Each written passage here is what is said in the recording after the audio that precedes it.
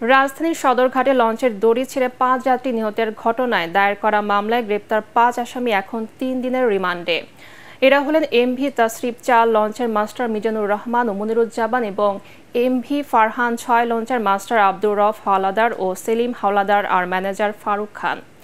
দুপুরে মামলার তদন্ত কর্মকর্তা সদরঘাট নৌ থানার উপপরিদর্শক নকিব ওইজুল হক আসামিদের আদালতে হাজির করে প্রত্যেকের ৭ দিন করে রিমান্ড চেয়ে আবেদন করেন। শুনানি শেষে ঢাকার জুডিশিয়াল ম্যাজিস্ট্রেট আরিফা চৌধুরী হিমেলের আদালত প্রত্যেকের ৩ দিনের রিমান্ড মঞ্জুর করেন। এর আগে সদরঘাটের লঞ্চের দড়ি ছিঁড়ে ৫ জনের প্রাণহানির ঘটনায় ২ লঞ্চের ৫ জনকে আসামি করে দক্ষিণ কেরানীগঞ্জ থানায় মামলা করা হয়। এতে অবহেলা ও বেপরোয়া গতিতে লঞ্চ চালিয়ে হত্যার অভিযোগ আনেন মামলার বাদী ঢাকা নদী বন্দরের নৌ নিরাপত্তা ও ট্রাফিক ব্যবস্থাপনা বিভাগের যুগ্ম পরিচালক ইসমাইল হোসাইন।